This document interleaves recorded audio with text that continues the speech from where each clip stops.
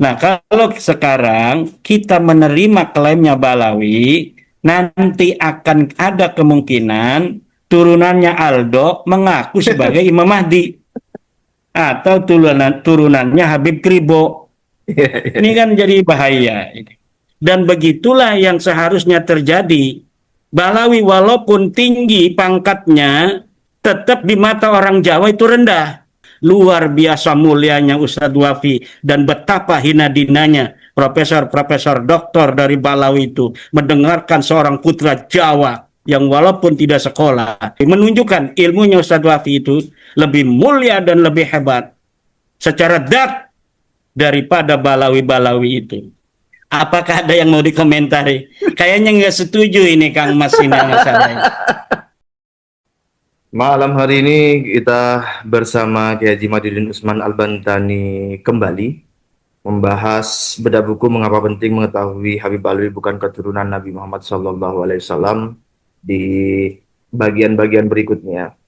Namun sebelum ke Kiai Imad, saya mau menampilkan ke teman-teman bahwa Kiai Imad juga menyertakan doa dari Usman bin Yahya kepada Ratu Belanda Wilhelmina dengan menyebut Ratu Belanda itu sebagai ratu yang baik. Doa itu dibacakan tanggal 2 September 1898 di Masjid Pekojan setelah sholat Jumat. Nah, ini tampilannya.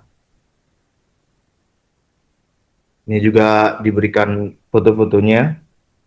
Foto Usman bin Yahya, kemudian foto gambar seorang Kapten Arab di Manado bersama Belanda. Kemudian ini gambar orang-orang Hadrami di depan gerbang Masjid Ampel merayakan hari ulang tahun Ratu Wilhelmina tahun 1880 Masehi. Kemudian ini yang menjadi cover buku kita.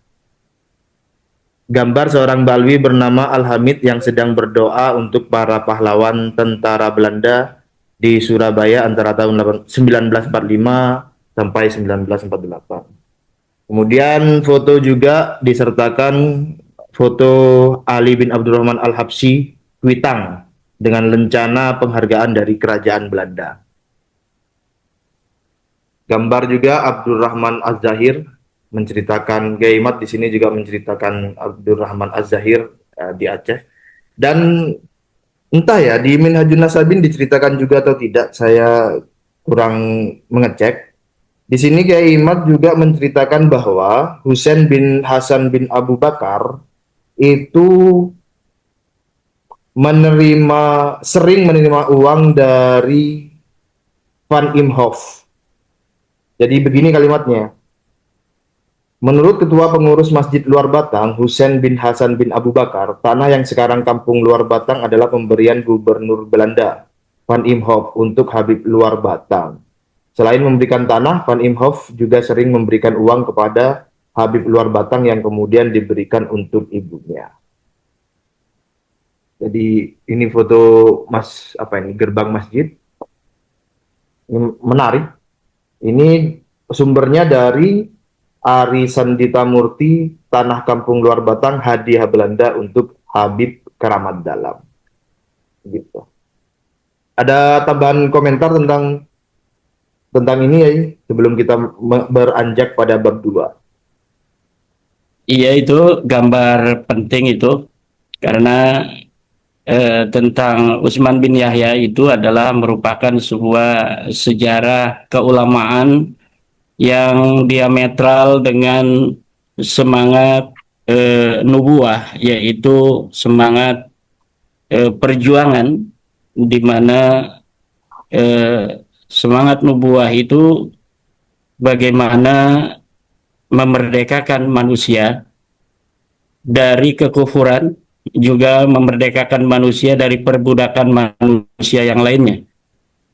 Di mana sejak Islam datang di Mekah Al-Mukarramah, Nabi Muhammad SAW itu mendapatkan perintah wahyu untuk sedikit demi sedikit bisa memerdekakan budak-budak yang telah menjadi sebuah budaya di tengah bangsa Arab, juga bangsa-bangsa lain saya kira di dunia pada saat itu, di mana masih ada sistem perbudakan.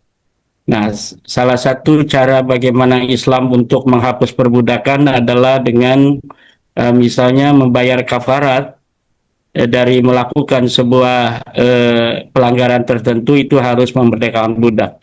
Nah, kemudian Nabi Muhammad SAW ketika berdakwah, kemudian dakwanya dihalangi, tidak bisa untuk melakukan dakwah tauhid, memerdekakan manusia dari penjajahan kekufuran, tidak bisa dilaksanakan dengan dakwah secara konvensional, maka Nabi Muhammad menggunakan sistem aslim taslam, artinya masuklah Islam kalian, berikan kami kebebasan untuk berdakwah di negara kalian, wahai para penguasa. Kalau tidak, kami akan serang kalian. Kan itu adalah salah satu cara terakhir di mana metodologi dakwah Rasulullah pada saat itu. Dan itu dikembangkan atau dilanjutkan oleh para penyebar agama Islam di seluruh dunia, bahwa tidak ada di dunia ini manusia boleh menjajah manusia lainnya. Kolonialisme yang dijalankan oleh Belanda di Indonesia adalah melawan daripada ajaran agama Islam itu. Maka oleh karena itu para ulama-ulama di Indonesia yang saat itu masih bernama Nusantara atau kerajaan-kerajaan di Nusantara, itu para ulama menggerakkan masyarakat untuk dapat memerdekakan diri dari penjajahan. Nah, sementara ini tokoh Utsman bin Yahya dari kalangan Bahlawi malah dia berfatwa bahwa melawan penjajah Belanda itu adalah sebuah gurur, suatu hal yang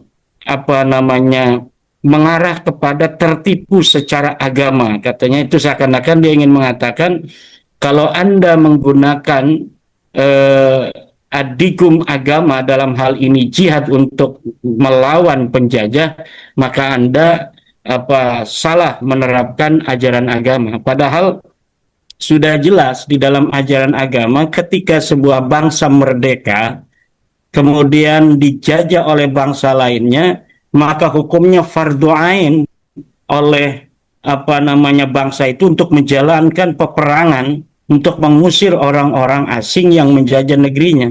Ini dibahas di dalam korespondensi para ulama-ulama masa lalu antara mereka dengan mereka di satu dunia ke dunia lainnya, juga dalam jurisprudensi yang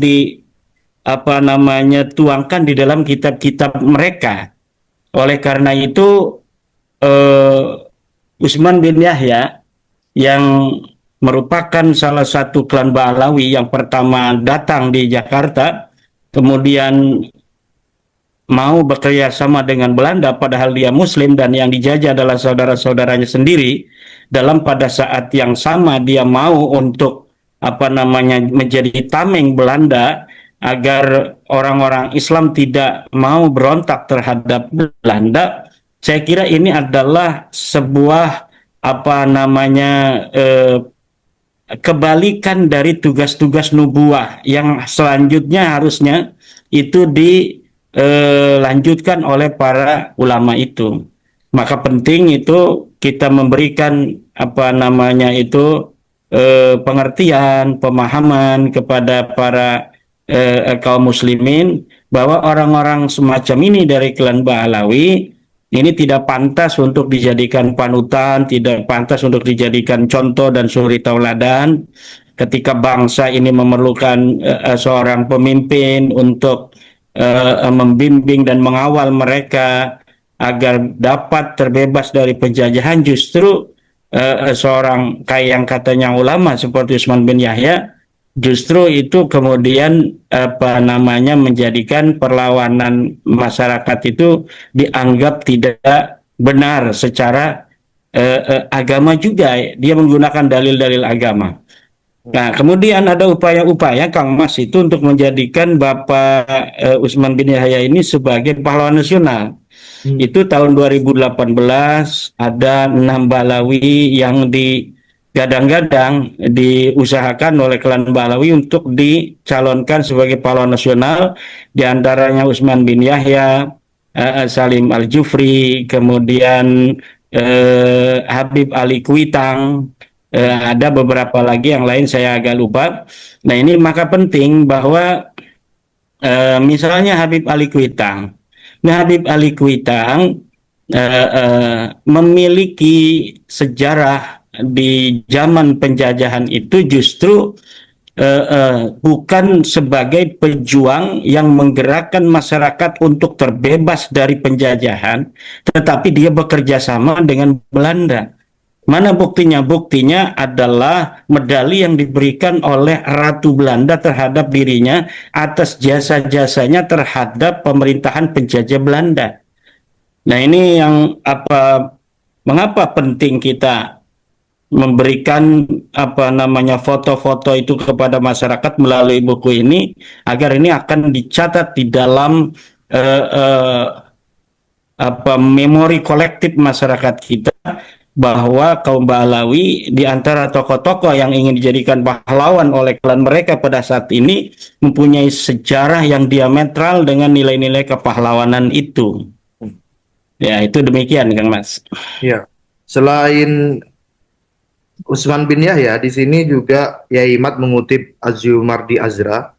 Itu ada beberapa yang dikutip ya, beberapa yang juga bersikap akomodasionis atau bekerja sama dengan Belanda, yaitu Abdurrahman bin Abu Bakar Al-Qadri di Sumba, Abdurrahman bin Hamid Al-Qadri di Banjarmasin, Abdullah bin Mashhur Al-Idris di Batavia, Abu Bakar di Palembang, Umar Al-Habsi di Surabaya.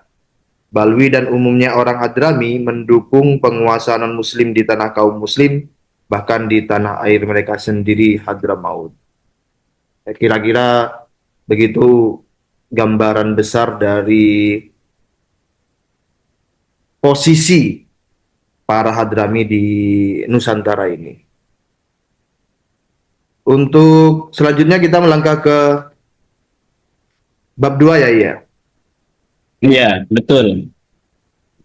Berjudul babnya Ahli Bait dan Zuriyah Nabi Muhammad SAW, mengapa penting memverifikasi klaim sebagai keturunan Nabi. Dipersilakan ya.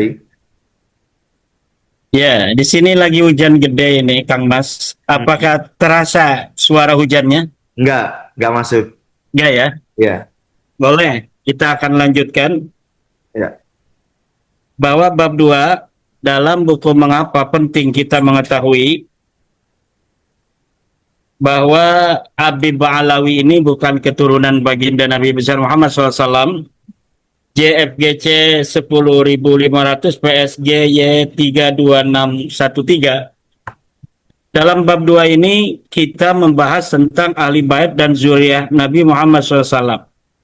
Mengapa penting memverifikasi klaim sebagai keturunan Nabi? Di dalam bab ini saya terangkan tentang siapa itu ahli bait Nabi. Para kabib-kabib Balawi, Taufik Segaf, sering sekali kita mendengar merebut nama ahli bait itu kepada diri mereka, para Balawi, untuk kemudian fadilah-fadilah yang ada dalam diri ahli diatribusikan kepada diri mereka. Seperti siapa orang yang membenci ahli bait, maka dia akan mendapat siksa neraka. Kemudian ahli baitnya diberikan kepada dirinya. Berarti siapa yang membenci Taufik Segaf akan masuk neraka. Padahal siapa Taufik Segafnya sampai bisa masuk neraka.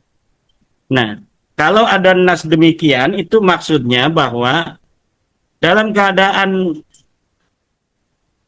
apapun orang membenci dari keluarga Nabi yang disebut ahli bait itu, maka tidak boleh. Baik dalam keadaan benar menurut dia atau keadaan tidak benar menurut dia. Tetap tidak boleh untuk membenci apabila seseorang ada nas untuk dicintai. Ahli bait itu sudah ada nas untuk melalui hadis. Lalu siapa itu ahli bait? Hanya Sayyidina Ali, Siti Fatimah, Sayyidina Hasan, dan Sayyidina Husain.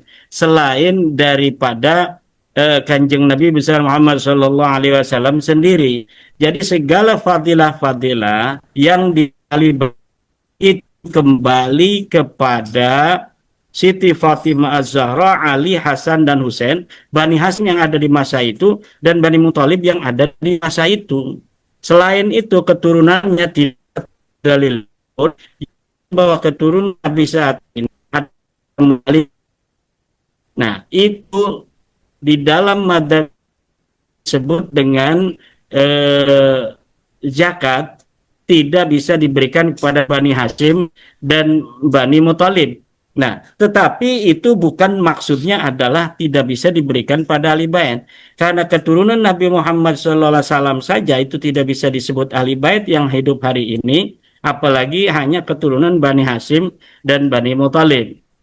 Nah, maka penting untuk mengatakan bahwa ahli bait yang dimaksud di dalam segala fadilah-fadilah yang ada di hadis-hadis Nabi Muhammad SAW itu adalah hanya kepada orang-orang yang sebutkan tadi, yaitu Sayyidina Hasan, Sayyidina Husain, Sayyidina Ali, dan Siti Fatimah Az-Zahra. Itu untuk fadail ahli bait.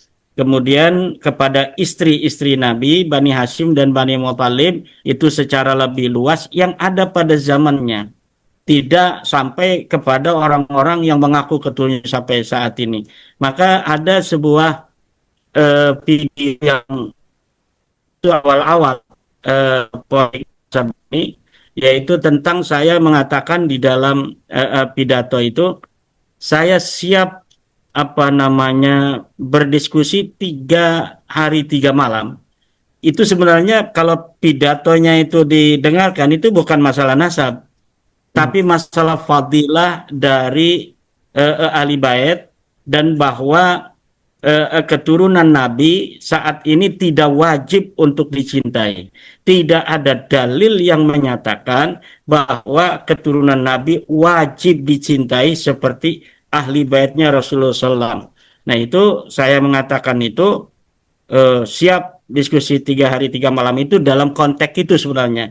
Lalu dipotong oleh Kibin di YouTube itu untuk kemudian dikomentari. Dia berani untuk menantang 3 hari 3 malam, tapi ketika diparanin ke daerahnya di Banten tidak datang. Padahal ketika di Banten itu kita kan ceritanya mau diskusi dengan Rabita Alawiyah. Jadi judul pertamanya itu diskusi saya dengan Rabita Alawiyah. Nah, kemudian 1 hari sebelumnya panitia Bapak Imam Ibrahim datang ke pondok saya, bahwa Kiai ini walaupun tidak datang, ini dari Rabita Alawiyah, tolong datang. Ini sudah pick dari Rabita Alawiyah, ini SMS-nya, ini WA-nya, bahwa dia tidak mau datang. Kata saya, lalu siapa yang mau datang? Yang datang katanya Hanif Alatas. Apakah dia akan mewakili Rabita? Tidak. Lalu dia mewakili siapa kalau tidak datang? Ya kan? Yeah. Nah, pada saat itu saya hanya mau diskusi dengan Rabita Alawiyah. Kenapa? Karena memang yang harus bertanggung jawab tentang nasab ini adalah Rabita Alawiyah. Jadi ahli nasabnya Balawi itu Rabita Alawiyah. Saya hanya ingin berdiskusi dengan orang yang dikatakan sebagai ahli nasabnya.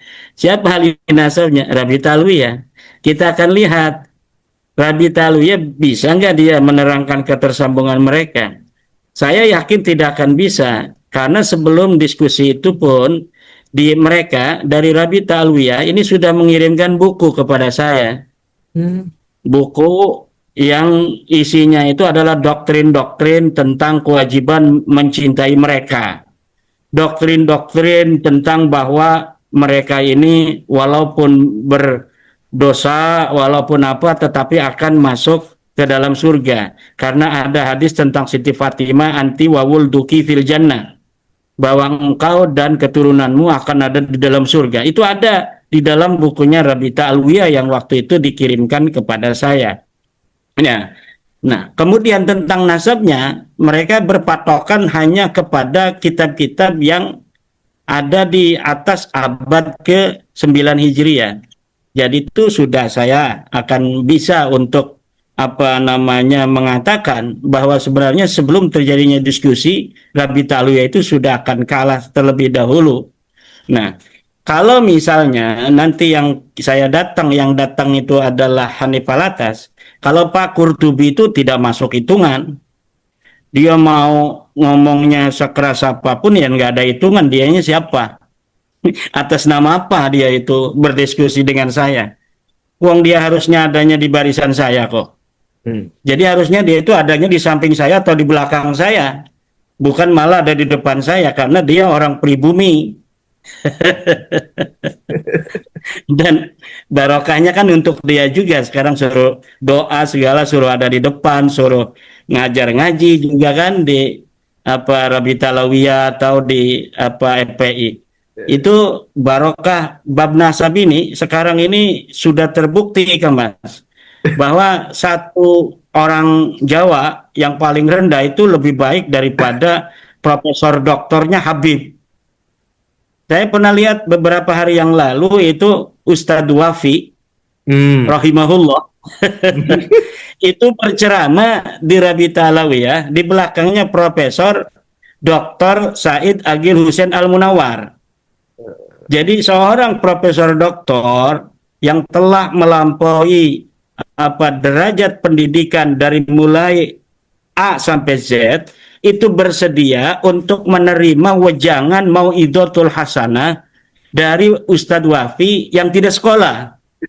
Ini membuktikan orang yang tidak sekolahnya saja dari orang Jawa seperti Ustadz Wafi ini lebih baik daripada Profesor Dr. Said Agil Hussein Al-Munawar. Seorang Gus Baha yang tidak sekolah, kita lihat begitu seriusnya didengarkan dengan luar biasa oleh Profesor Dr. Quraish Shihab.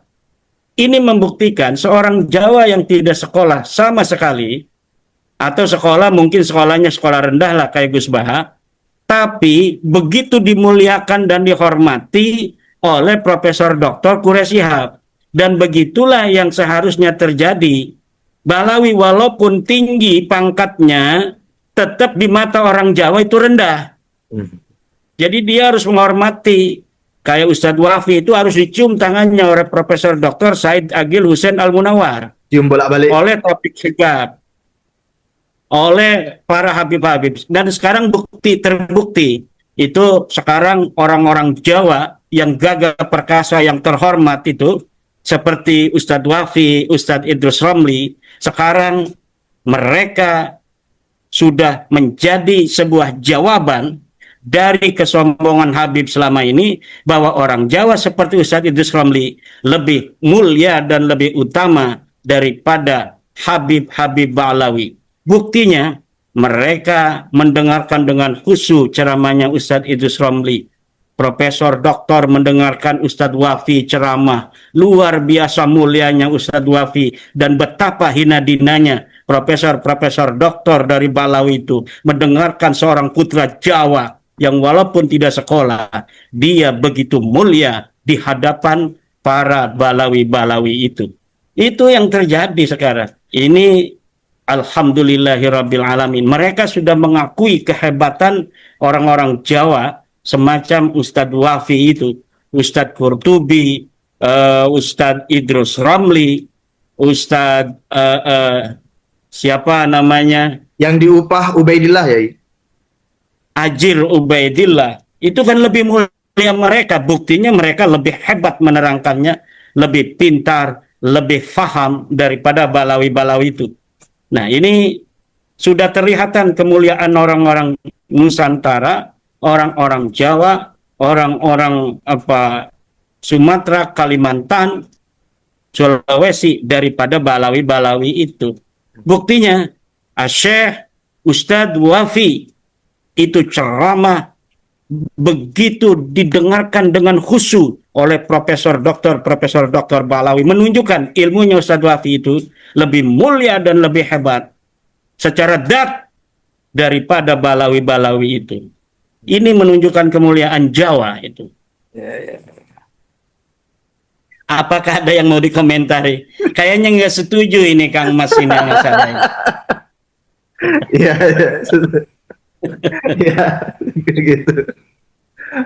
Kalau saya itu begitu. Iya, iya. Saya itu bangga sekali Iya. kalau ada orang-orang Jawa itu yang begitu hebat dan dimuliakan oleh Balawi sekarang ini, walaupun dia masih jadi kibin. Iya. Karena itu memang adalah isyarat Tuhan, jawaban Tuhan selama ini yang kita tunggu kapan mereka akan apa tunduk dan merendahkan diri di hadapan orang Jawa. Ya sekarang sudah nampak mereka merendahkan diri di hadapan Ustadz Wafi. Ustadz Wafi berdiri, mereka duduk. Ustadz Wafi mulia memegang mic, menasehati. Habib-habib itu pada ngedengerin saja. Luar biasa. Itu baru Ustadz Wafinya loh. Iya, iya. Itu baru Ustadz Wafi. Belum yang lainnya. Yang levelnya itu tinggi. LBM misalnya dan lain sebagainya. Ini masih Ustadz Wafi yang nggak masuk LBM macan. Ini sudah didengarkan dengan begitu patuh oleh seorang Profesor Dr. Said Agil Hussein Munawar dan dokter-dokter lainnya dari kaum Ba'alawi itu. Oke, oke. Ya, ya, ya. Ya, apa namanya? Yang paling rendah dari pribumi saja itu sudah sangat mulia di level Balawi kan ya. Yaitu, dan Iya. itu mereka tidak berpikir itu bahwa itu jawaban Tuhan. Iya. Sekarang orang yang seperti Ustadz Wafi lebih mulia daripada Balawi. Iya. Nah itu tentang ini ya, tentang Ahlul Bait. Ya, Ini jadi kita, ya ya, gimana? ya, saya mau ini mau mempertegas dengan melakukan pertanyaan ya. Berarti Habib Balwi itu bukan zuriat Nabi. Betul ya? Ya, Kemudian pertanyaan kedua, berarti Habib Balwi itu bukan Ahlul Bait. ya betul. Ah, ya. Ya berarti kan misalnya para Ya artis. bagaimana ahli baitnya, Kang Mas? Ya. Ahli bait itu ada perbedaan pendapat. Hmm. Apakah ahli bait itu termasuk dari Bani Hasyim dan Bani Muthalib? Di Hmm. masa lalu saja nih, Hmm. apakah istri Nabi itu masuk ke ahli bait? Apakah ahli bait itu hanya istri Nabi saja? Ada yang mengatakan ahli bait itu hanya istri Nabi saja. Ada yang mengatakan ahli bait itu hanya ahlul kisah. Istrinya Nabi itu tidak termasuk ahli bait. Ada dalam madhab Syafi'i masuk ahli bait tapi hanya dalam bab zakat, tidak masuk dalam bab fadilah untuk keturunan Nabi. Jadi dia masuk di dalam bab tidak boleh menerima zakat tapi tidak masuk di dalam fadilah-fadilah ahli bait yang ada di hadis-hadis itu. Itu pendapat yang lemah. Hmm. Nah, kalau Balawi ini siapa? Keturunan saja bukan. Ya, ya. Haplogrupnya G. Jangankan dia turun Nabi, orang Arab saja bukan. Lalu kalau ada yang mengatakan dia masuk ahli bait, masuknya dari mana? Celah apa yang bisa digunakan untuk bisa mengatakan bahwa Ba'lawi ini masuk dalam kategori ahli bait? Hayhata, hayhata. Ini akan sungguh sangat jauh sekali. Hmm. Kemudian klaim duriat Nabi terkait dengan masail ad-diniyah. Kemudian Imam Mahdi akan keluar dari keturunan Nabi Muhammad SAW. Ini nanti sering saya katakan akan terjadi apabila kita sembarangan di hari ini untuk begitu saja mengakui siapapun yang mengaku sebagai keturunan Nabi sebagai keturunan Nabi, akan terjadi klaim Imam Mahdi di masa yang akan datang yang dia bukan dari keturunan Nabi Muhammad. Imam Mahdi itu di dalam Ahli Sunnah wal Jamaah dia adalah keturunan Nabi Muhammad. Namanya Muhammad, bapaknya Abdullah, gelarnya Al-Mahdi. Dia berasal dari keturunan Fatimah Zahra. Nah, kalau sekarang kita menerima klaimnya Balawi, nanti akan ada kemungkinan turunannya Aldo mengaku sebagai Imam Mahdi. atau turunannya Habib Kribo. Iya, iya, Ini kan jadi bahaya. iya, iya, iya. Iya, ini juga yang narasi yang disebarkan oleh klan Habib Alwi dan budak-budaknya itu begini kan. Oh, kalau Habib bukan zuriat Nabi, berarti mengatakan tidak akan ada Imam Mahdi. Dari narasi semacam itu kan mengasumsikan bahwa klan Habib Alwi itu satu-satunya zuriat Nabi. Diandaikan. Loh, Dia faktanya inginnya itu kan masyarakat memahami seperti itu. Sekarang ini zamannya ilmu pengetahuan sudah merata. Dulu saja mereka waktu pertama datang ke Indonesia tidak bisa mengalahkan Syekh Nawawi atau Nara Al-Bantani. Hmm, Tidak bisa. Itu selevel Utsman bin Yahya itu tidak bisa masuk ke Mekah itu tulisan-tulisannya. hmm, hmm. Dia mengarang itu bahasanya bahasa Melayu, Kang Mas. Nah, Syekh Nawawi Tanara Al-Bantani itu mengarang ratusan kitab. Syekh Ahmad Khatib Al-Minangkabau dari Sumatera Barat. Itu ilmunya luar biasa, mengarang bahasa Arab puluhan kitab. Syekh Arsad Al-Banjari dari Kalimantan, dari Banjar, mengarang puluhan kitab berbahasa Arab. Itu orang-orang Nusantara cerdas-cerdas. Nah, orang-orang Balawi yang paling pintar Utsman bin Yahya. Ngarangnya bahasa Indonesia. Iya, iya. Berarti Gitu. tidak ada satu karangan pun yang bersastra Arab gitu ya dari Utsman bin Yahya. Yang saya tahu Utsman bin Yahya tidak ada. Yang tersebar gitu, yang bisa kita akses tidak ada. Semuanya berbahasa Melayu.